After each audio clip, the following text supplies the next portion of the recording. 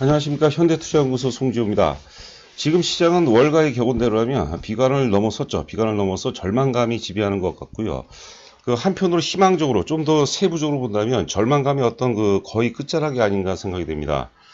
많이 힘드시더라도요. 조만간에 어떤 그 반동의 흐름에 대비할 것이고요. 자, 오늘은 시장에 의미 있는 바닥 신호들이 좀 많이 나온 것 같습니다. 준비된 자료를 통해서 함께 살펴보도록 하겠습니다. 자, 한국 증시 절대 바닥에 매우 근접해 있다. 여기서 뭐 추가적으로 좀 더 빠진다 하더라도 제가 보기에는 뭐 의미가 없고요. 우리가 주식을 최고점에서 팔기가 거의 불가능에 가까운 것처럼 최바닥에서 사는 것도 그 사실 만만치 않습니다. 좀 물린다는 생각으로 길게 보고 접근한다면 충분히 좋은 결과로 이어질 수 있지 않을까 생각됩니다. 시대적 흐름은 여전히 4차 산업혁명의 어떤 진행 과정이라고 보는 거죠. 4차 산업혁명은 거의 뭐 한 100년 주기 사이클인데 지금 시장은 이제 4차 산업혁명과 현재 사태와의 어떤 그 충돌이라고 봐야 되겠는데, 현재 사태는 좀 단발성이고 유행성이 가깝고요. 4차 산업혁명이라는 것은 뭐 지속성이 굉장히 크다고 봐야 되겠죠. 결과적으로 이제 기술혁명이 이긴다고 봐야 될 것 같습니다. 제 어떤 그 인문학적 지식을 다 동원한다 하더라도 결과적으로는 4차 산업혁명의 어떤 그 완승이라고 봐야 될 것 같습니다. 자, 두 번째 이제 금융위기론들이 이제 많이 나온 것 같습니다. 저 개인적으로도 이제 뭐 카톡이라든가 문자를 통해서 회원들도 그렇고 회원분들도 그렇고 또 지인들도 그렇고 위기론에 대해서 이제 그 많이 그 자료들을 보내는 것 같은데 그 중에서는 뭐 가짜 뉴스들도 많은 것 같은데요. 금융위기는 여러분들 그 올 수도 있고 이제 안 올 수도 있는 거죠. 금융위기가 올 가능성이 높다는 분은 주식을 팔면 되는 거고 금융위기가 오지 않을 것 같으신 분이라면 지금이 굉장히 그 매력적인 어떤 타이밍이라고 보거든요. 그렇다면 주식을 사야 되겠죠. 단호하게 이제 결정하는, 냉정하게 좀 결정해야 되는 그런 자세가 필요하지 않을까 싶습니다. 개인적으로는 금융위기가 올 가능성은 제가 보기에는 굉장히 희박하지 않을까 생각됩니다. 자, 외환시장의 핵심인데요.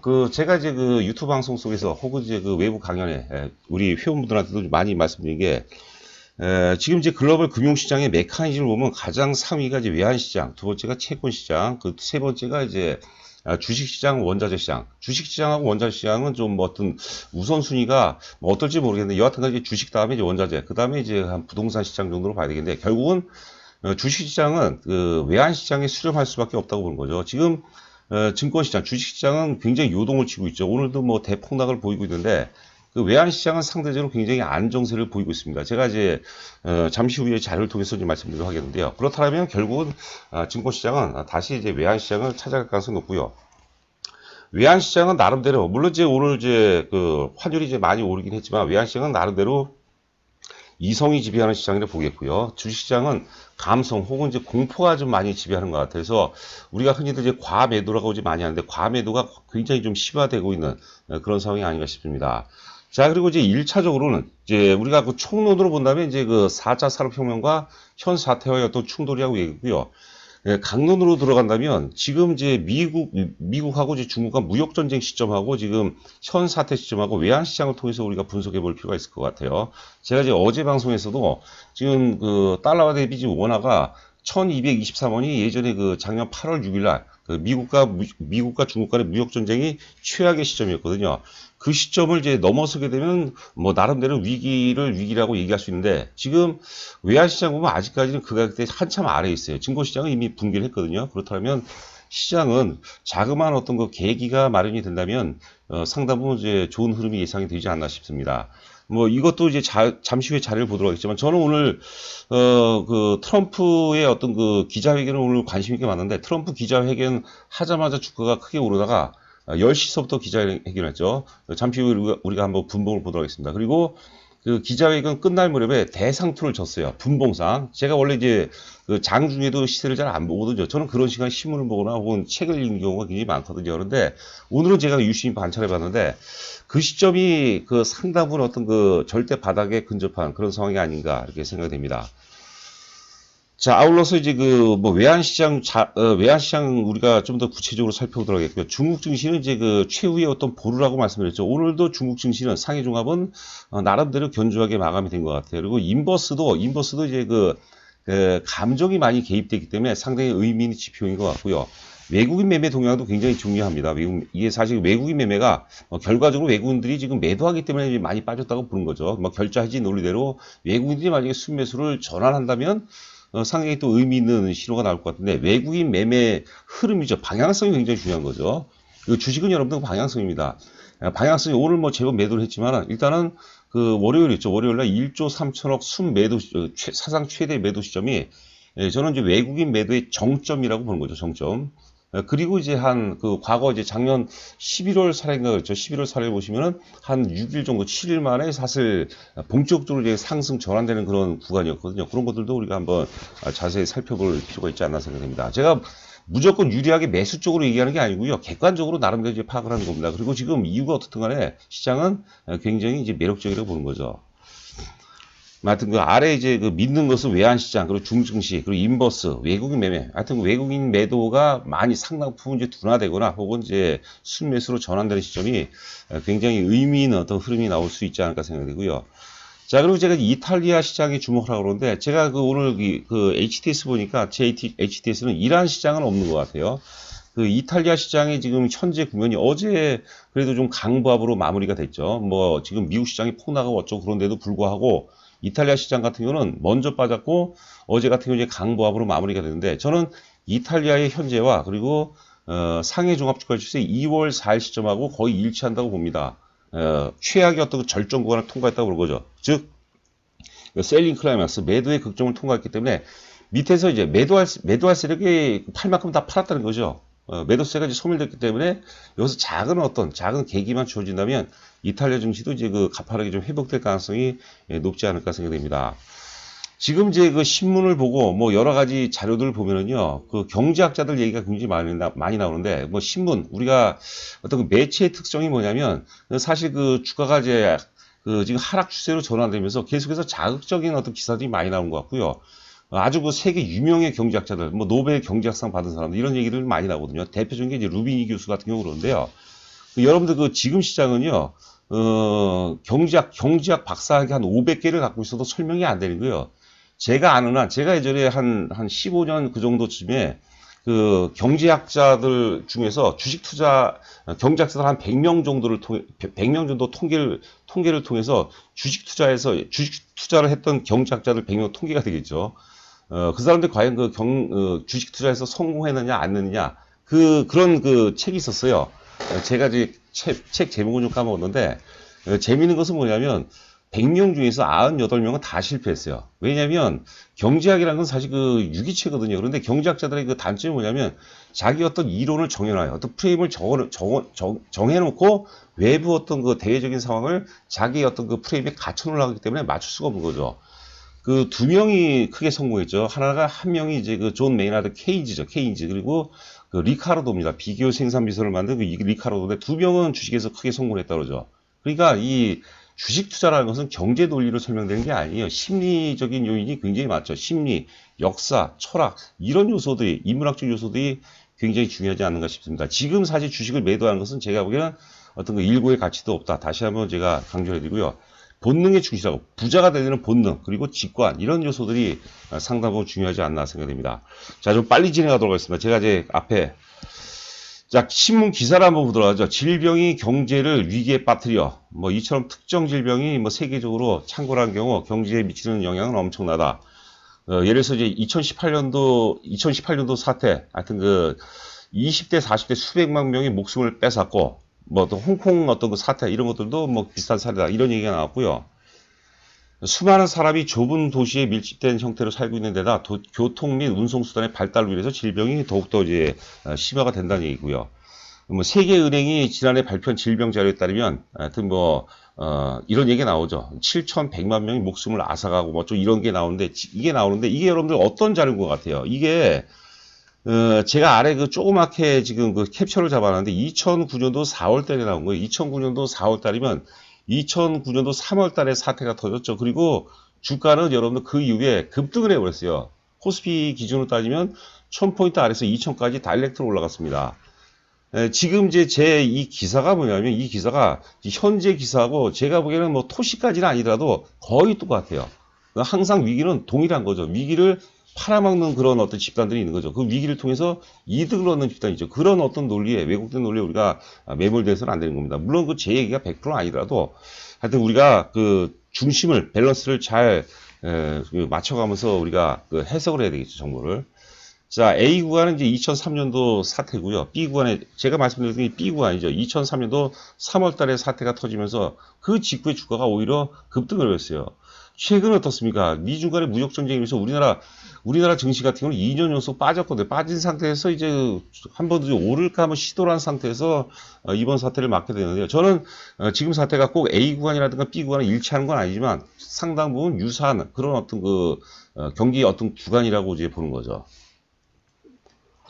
자, 보시는 화면 이제 원달러 환율하고 이제 아래가 이제 코스피 종합인데요. 원달러 환율은 지금 오늘 이후에도 우리가 자료를 보도록 하겠지만 오늘 원달러 환율이 많이 이제 급등을 했죠. 급등을 했는데, 지금 급등을 했다 하더라도 과거 8월 6일이죠. 제가 이제 오프닝 때 이제 강조해드린 것처럼 8월 6일 날 달러당 1223원대 한참 아래, 아직까지는 한참 아래죠. 그런데 주식시장은 어떻습니까?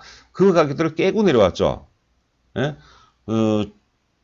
주식은 그 원화 절상 속에서 오르고 원화 절하, 즉 환율 인상 속에서 빠지는 거죠.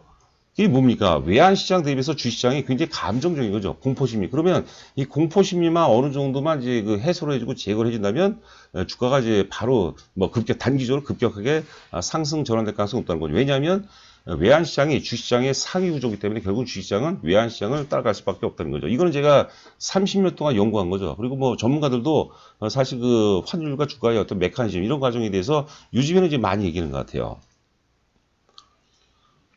자, 보시는 화면은 이제 원달러 환율이죠. 오늘 그 종가가 1206원으로 끝났는데, 제가 오늘 한 12시 정도인가 자료를 만들었던 것 같아요. 보면은 이제 12시 경에는 이제 1204원 정도, 1205원 정도로, 5원 정도를 기록하고 있을 것 같은데요.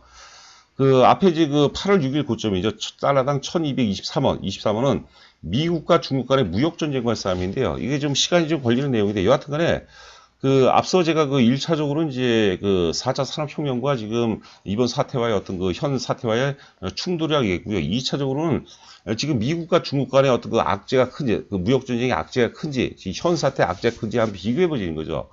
저는 개인적으로 이제 미국과 중국 간의 어떤 무역전쟁의 악재가 훨씬 더 크다고 보는 거죠.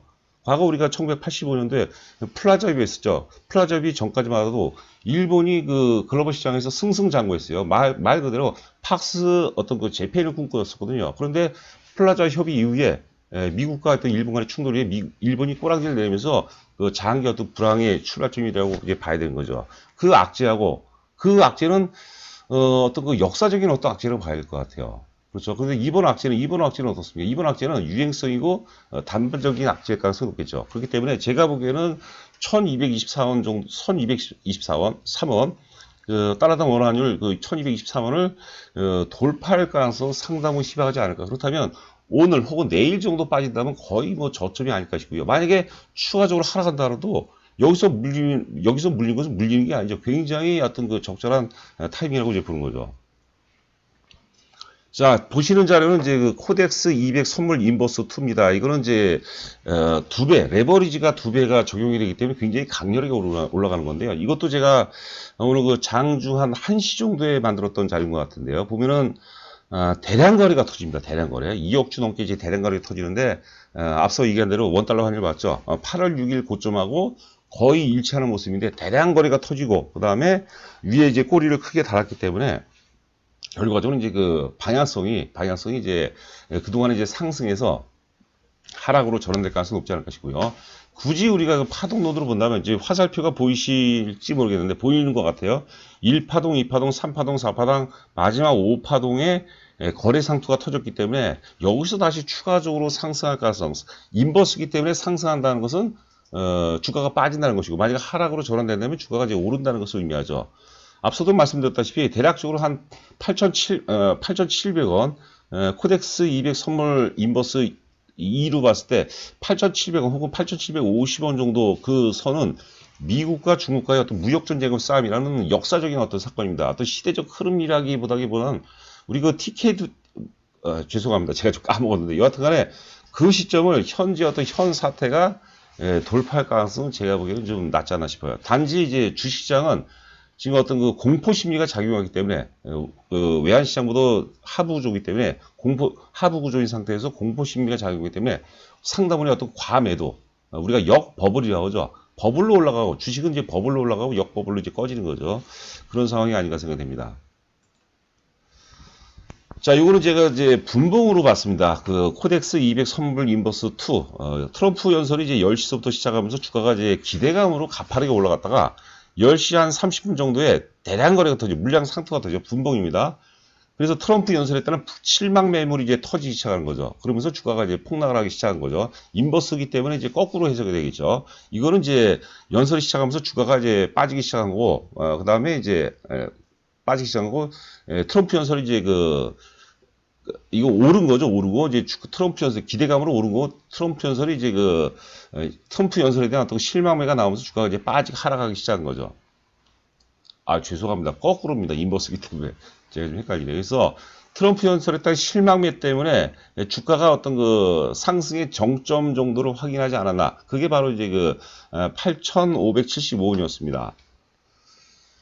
자, 그리고 이제 CGN 같은 경우는 현 사태 어떤 수혜주 맥락으로 봐야 되겠는데, 이것도 역시 뭐 어떤 거래량 보시면은 한 무대기, 두 무대기, 세 무대기인데 막판에 오늘 특히 이제 대량 거래가 터진 것 같은데, 오늘이 아니죠. 지금 3일 전에 대량 거래했더니 그 고점을, 지난번에도 제가 어제 방송에서 말씀드렸지만 그 고점을 다시 돌파할 가능성은 상당히 희박하지 않나. 만약에 CGN이 꺾인다면, CGN이 사실 어떤 펀더멘탈로 오르기보다는 사실 어떤 기대감으로 많이 간 거죠. 또 상대적으로 시장이 이제 안 좋기 때문에 상대적으로 이제 상대적으로 어떤 매기가 이쪽 현 사태 어떤 수혜주 쪽으로 이전이 되면서 갔다고 봐야 되겠죠. 그래서 현 시장과 시장 같은 경우는 역상관계에 있다고 우리가 해석하시면 될 것 같습니다. 자, 매매 동향을 보시면 이제 요거는 제가 매일 제가 체크해 드릴 거예요. 작년에 11월 달에 외국인들이 21일 연속 이제 순매도를 보였는데요. 순매도의 정점이 이제 11월 26일 8,575억이었어요. 그 이후서부터는 어떻습니까? 1,000억대, 4,000억대, 뭐 거의 한 4,000억, 2,000억대, 거의 4,000억대, 그리고 급감하죠. 그러니까 매도의 정점 이후에 하루 이틀, 3일, 4일, 5일, 6일 이후서부터 주가가 매도세가 급감되면서 본격적으로 굉장히 강하게 올라갔습니다. 그때 당시에. 자, 지금 이제 월요일이죠. 3월 9일 날에 이제 1조 3천억. 매도의 어떤 정점이었죠. 정점 이후에 그 다음날은 이제 9,800억 순매도하고, 그 다음에 이제 어제 같은 경우 이제 수요일 같은 경우는 이제 6,800억 순매도하고, 오늘도 많이 빠졌는데, 오늘 시장 상황 감안하면 8,970억을 매도했는데요. 오늘 시장 감안하면 외국인들이 매도가 제가 보기에는 생각보다 많이 적은 것 같아요. 일단 1조 3천억 매도 이후서부터는 매도세가 좀 둔화되는 느낌이 들지 않나 싶습니다. 내일도 일단 상당히 어떤 관점이 포인트가 아닌가 싶습니다. 그래서 외국인 매도의 정점, 1조 3천억이 매도의 정점인지 어쩐지 모르긴 하더라도 만약에 정점이라면 시장은 이후에 빠르게 회복될 가능성이 높지 않을까 생각됩니다. 자, 그리고 이제 상해 종합주가 지수하고 이탈리아 증시인데요. 이탈리아 증시가 이제 오늘 아침에 새벽에 종가를 보니까 0.3% 오히려 올라갔어요. 이탈리아 증시의 오늘 시점이, 저는 이제 상해 종합주가 지수의 2월, 정확히 따지면 이제 2월 4일 시점이라고 봐야 될 거예요. 4일 시점과 굉장히 유사한 패턴이 하나 있고, 매도의 정점, 최악의 상상력들이 동시에 어떤 일시적으로 쏠림화가 집중되면서 투매로 연결되거든요. 그러면 그 다음 이후에도 주가가 빠지려면 또 다른 매도가 나와야 되는데, 그 매도가 클라이막스, 정점에 달았기 때문에, 그렇기 때문에 더 이상 팔 세력이 없는 거죠. 그러면 조금만 어떤 매수세만 가입이 된다면, 충분히 상승으로 전환될 가능성이 높지 않을까 싶습니다. 우리가 지금 여태까지 지금 여러 가지 지표들을 살펴봤는데, 이런데도 불구하고 주가가 이제 빠지는 경우가 있었는데, 근데 그런 것은 여러분들 제가 보기엔 일고의 가치가 없습니다. 전혀 의미가 없고요. 좀 길게 보고, 특히 우량주 개념, 그리고 우선순위 따지면 이제 주도주 개념이 되겠죠. 주도주 개념. 그리고 우량주 개념으로 우리가 접근한다면, 마치 부동산을 투자하는 것처럼 접근한다면 충분히 이겨낼 수 있지 않을까 생각됩니다. 여러분들이 이겨내셔야 돼요. 이거 냉정한 현실이거든요. 여기서 우리가 좌절하면 안 되십니다. 그리고 가급적이면 악플 같은 거는 좀 안 달아줬으면 하는 바람이거든요. 자, 이거는 이제 결국 파도를 일으키면서 이제 바람이었다. 예전에 영화 간상 보면 제가 주인공 이름은 생각이 안 나는데, 송강호 씨께서 이제 주인공을 맡았죠. 마지막 대사에서 나름대로 어떤 관상 전문가인데, 관상 전문가로서 어떤 개우정난의 어떤 부역사를 뒤집어 보고 싶었는데, 실패를 했죠. 그래서 마지막에 이제 바닷가에서, 자기는 이제 작은 파도에 불과했던 거죠. 지금 시장에 부는 바람이 뭔가, 이게 지금 이 천재의 그 사태인가 아니면 4차 산업혁명의 어떤 도던 흐름인가 여러분께서 잘 생각해 보시고 또 한편으로는 이제 만약에 금융위기 가능성이 높다는 분들 주식을 팔아야 됩니다. 그 스트레스 굉장히 많이 받거든요. 금융위기가 오지 않을 거다. 저는 개인적으로는 99.99%는 안 온다고 봅니다. 그러면 우리가 주식을 사야 된다고 보는 거죠. 자, 구독과 좋아요 부탁드리면서 오늘 방송 마치도록 하겠습니다. 감사합니다.